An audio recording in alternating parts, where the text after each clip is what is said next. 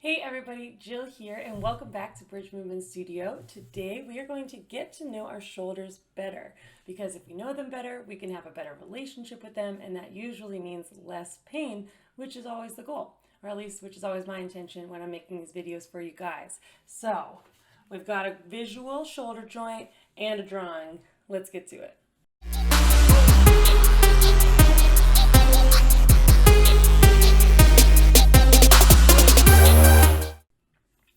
The first thing we need to do to understand the shoulder better is to know what the shoulder joint is made of, what bones, how they all connect, and how they all move. So let's go ahead and come to the board.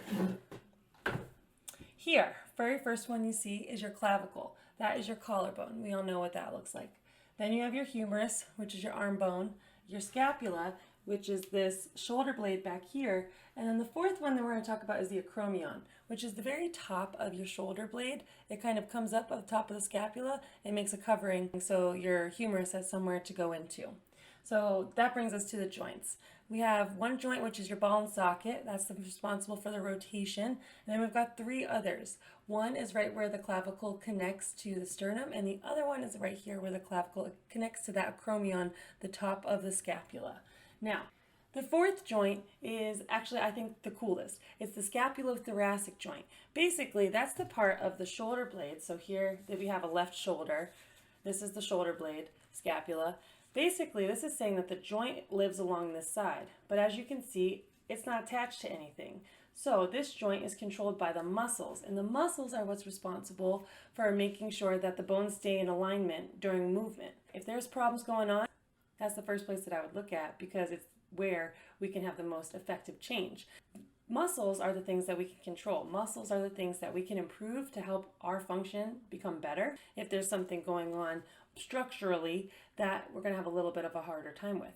Now, let's move our joint here. So if I bring my sternum right to my actual sternum, and you can see my clavicles, the screwdriver, humerus, pen, scapula, piece of paper.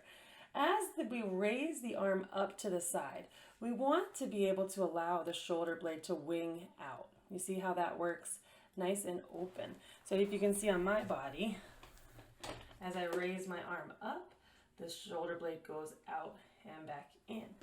A lot of the times when we have trouble with our shoulders, it's because of an inability of that shoulder blade to wing up and out. Basically, that scapulothoracic joint is stuck. And if we see what happens when the scapula is stuck, you'll notice that as you raise the arm, something else has to lift. And what's happening is at the very front of the shoulder is getting the negative effects, having to crunch and make more room through the front. Also, the shoulder blade bottom kind of rolls forward as this happens. So that's going to create some issues down below here.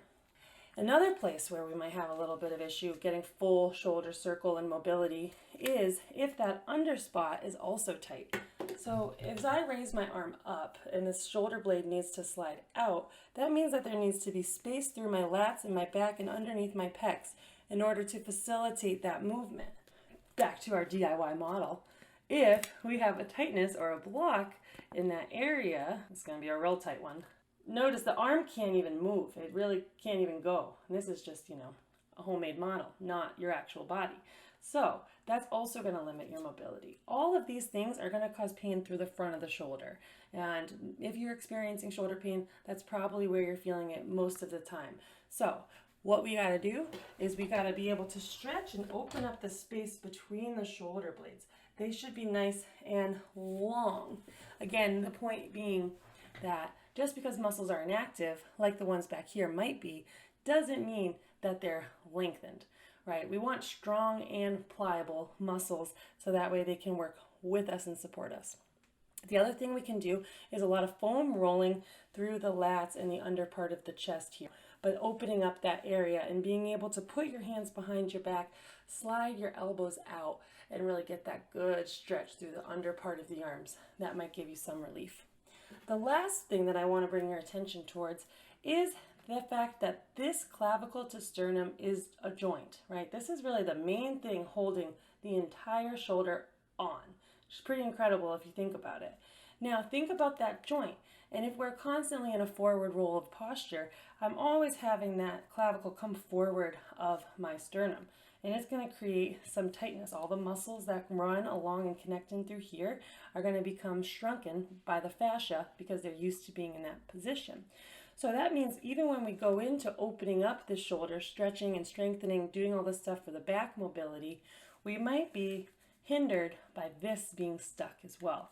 So one of my favorite exercises to do to help feel that chest open up is to lay on a block. Now I got the block. So when I do the lay on the block, I'm going to place that corner of the block right underneath my shoulder blades there. And pretending the back of the chair is the floor, I'm going to lay down and be able to lay back and open my arms out to a goalpost. As you lay on the floor and do this stretch, you really feel how the chest can open up and stretch through the front, taking a couple deep breaths to breathe into the chest. All right, well, that's my quick little get to know your shoulder video. I hope that made some sense. Please write in the comments if you have any more questions or if you found some useful bits of information. And I hope you guys have a great day. Thank you so much. Bye.